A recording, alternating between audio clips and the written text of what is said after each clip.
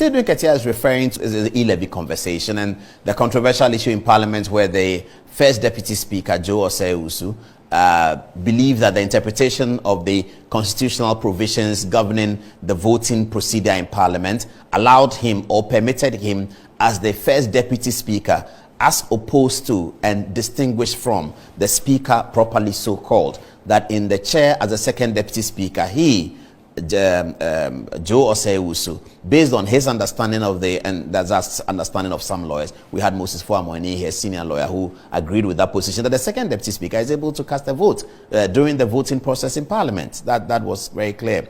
Johnson Asiedu Nketiah's panacea to that, or his disagreement, panacea is the wrong word, his disagreement with that is steeped in violence, because that is the kind of person that he is. And time again, we've been saying that people like that should not occupy high political office, because we're building a respectable and responsible democracy. If you have people who think that way, they will have to purge their thinking when they become senior officers of the party. If they cannot purge their thinking, they should not be allowed to. In fact, Johnson Asiedu Nketiah actually sits on the parliamentary board of governors. He's one of them who is governor, and he's saying that sitting on the board of parliamentary board of governors, where the office of the speaker is very important to that group of people, the few wise men, the distinguished people who look after the parliament as board of governors, Asiedu Nketiah is one of them. He's nominated by Speaker Bagbin to be there, and he sits on that place, that chair. He sits in that chair in that committee, the high level committee, and they discuss what should happen in Parliament. His resolution for the confusion about whether a speaker should be a second deputy speaker or a first deputy speaker should be able to vote or not, his resolution of the matter is that they should slap him. That if it is slapping that will make him know that he cannot sit in the chair and vote, then that slap should be administered. How can somebody, or why should somebody say something like that and get away with it? But that's the point. This is a democracy. We can't have people like Asiedu Nketiah must apologize for this. I mean, I don't want him to get away from anything. I don't want him to get off the board of anything. I'm not interested in that. But we are interested in setting out the principles that we should apply in this country when we are building a democracy.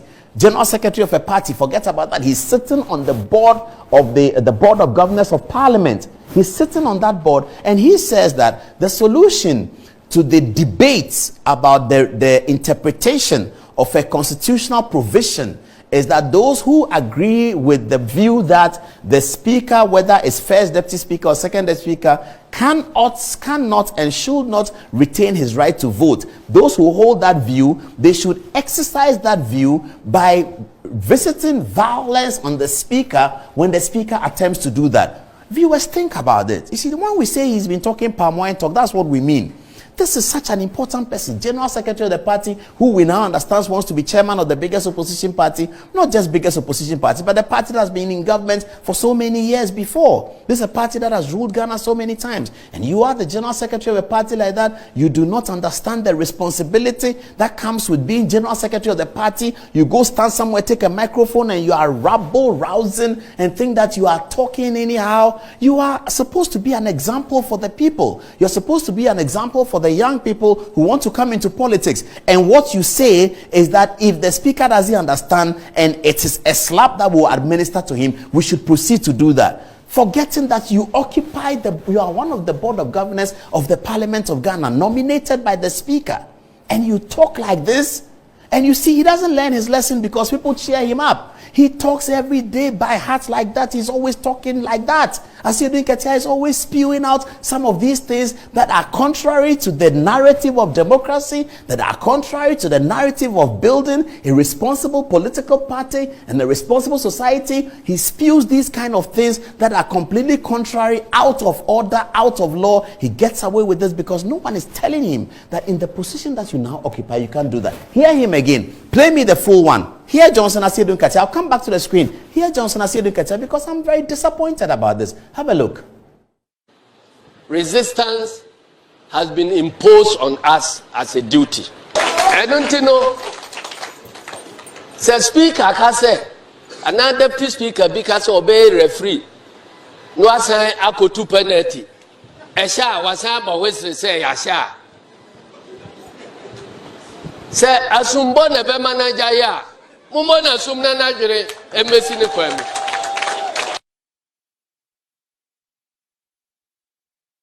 Did you hear that? If a deputy speaker, he says if a speaker or a deputy speaker says that he will mount the chair as speaker and then he will also cast a ballot, this is a conversation about the interpretation of the constitution. What kind of interpretation should we put on it? A general secretary of a party says that if the speaker elects to mount the chair, the deputy speaker, and also to cast a vote, you have to slap him. That's what he's saying. That if it is a slap, that will make sense to him. There's no slap in this conversation.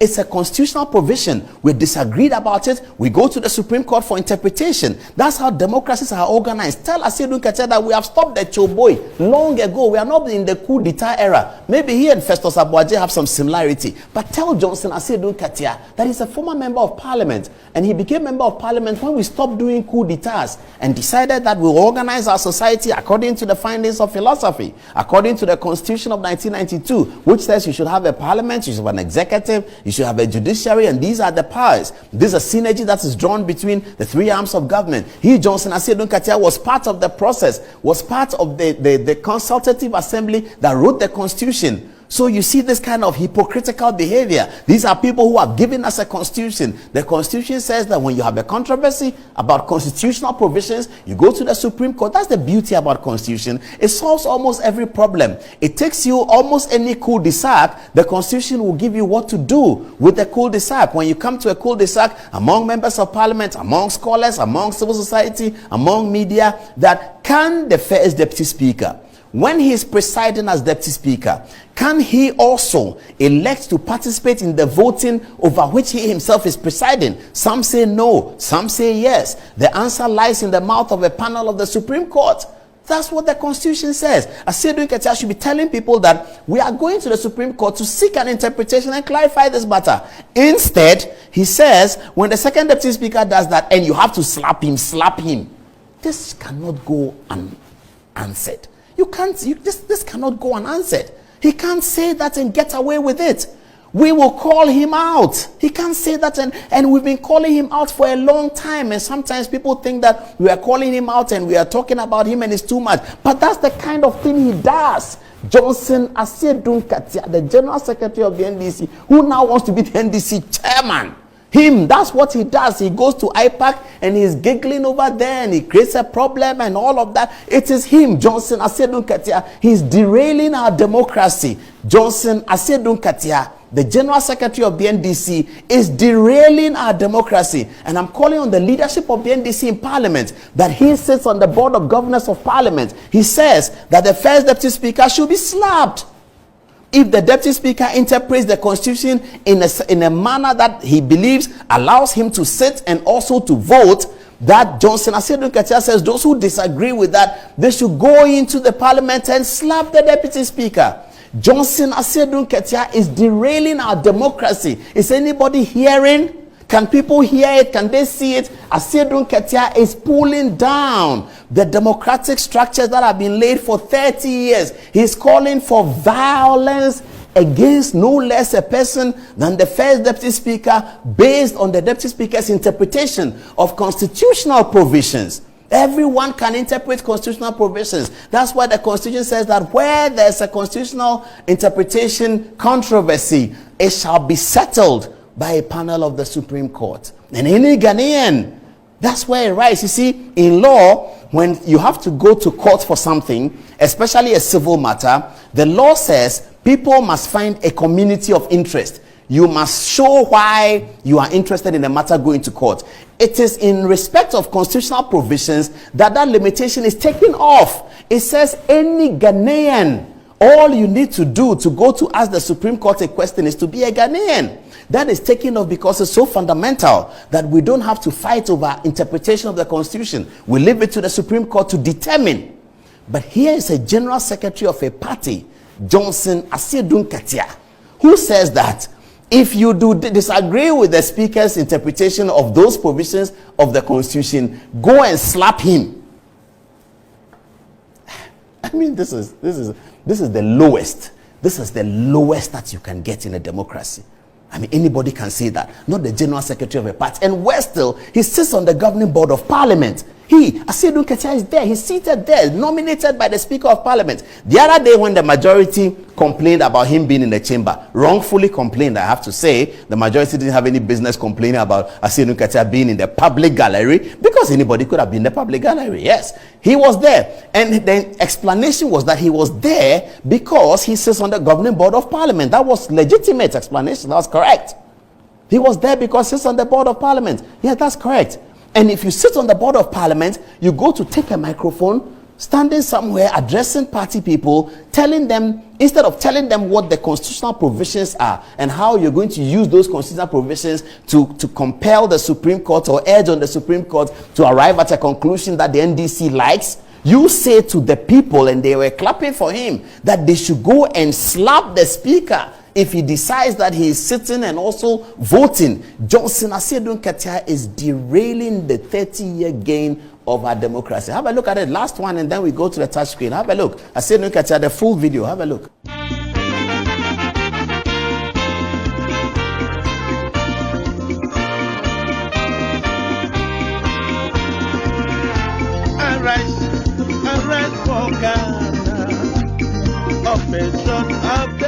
Say asumbo na be manager ya mumo na sum na najure emesi ne kwam from vision to be the NDC shall lead democrat Ghana, our strength unity. Resistance has been imposed on us as a duty. I don't know. Say speaker kase, another deputy speaker because obey referee. No assign akotu penalty. Esha wasa ba wese say asha. Say asumbo na be manager ya. Mumo na sum na najure emesi ne kwam.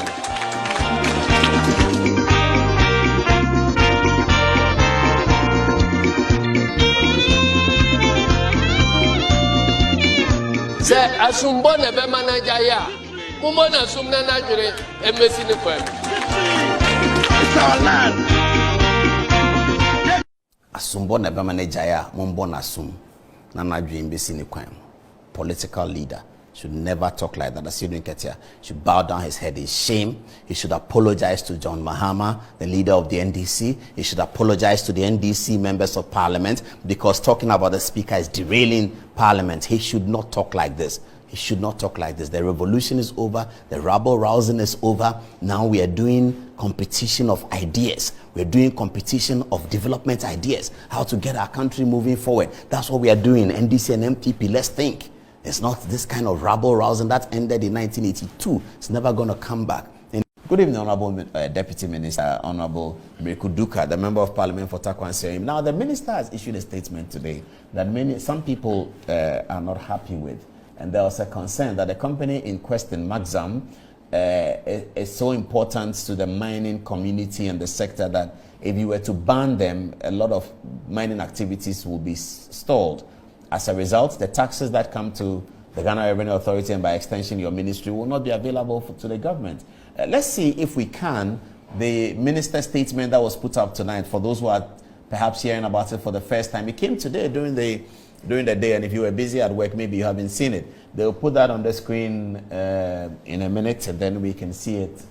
Yes, that's it, and that's how it starts. It says, on Thursday. Okay, let's go to the next page. I want the page that brings the fine, actually.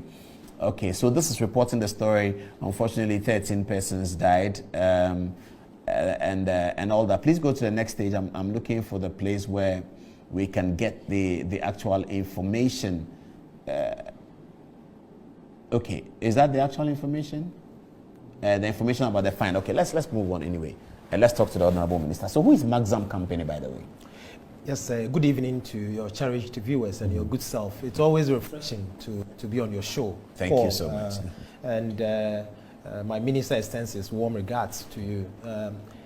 This Maxam company is a company that deals in explosives. And they cut explosives from their magazine to other mining companies that deal in explosives, and that is what they do. And we know what happened at Apiati just recently, and you know that the minister has been showing leadership by constituting committees to take up the mandate to restore calm and order at Apiati. He's visited the place quite a number of times, also to have first-hand experience and also share his ideas with them. We've gone there on countless occasions. Let me say that the committee that he constituted has brought up recommendations, of which the Act 703 gives him that mandate to in a way, institutionalize the recommendations. And out of the recommendations, he just came up with some fine slapped on Maxam. And generally, it's a 1 million fine, and they've also agreed to pay 5 million as well, in a way, through conversations. Also, this announcement is with the concurrence of Maxam. We've already spoken with them. They are not hearing it for the first time on the news. No, because the fine was sent to them, the letter was sent to them, and the publication was also made. So generally, the fine was communicated. So they have agreed? They have issued a statement, of which you also heard on air, that yes, they've agreed to pay the fine. So obviously there has been a relationship. It's an industry that you cannot manage, in an isolated manner. Yes, they were called that this is the fine that we're going to slap on you, and the minister issued that accordingly. So they're paying 6 million cedis or dollars? It's $6 million.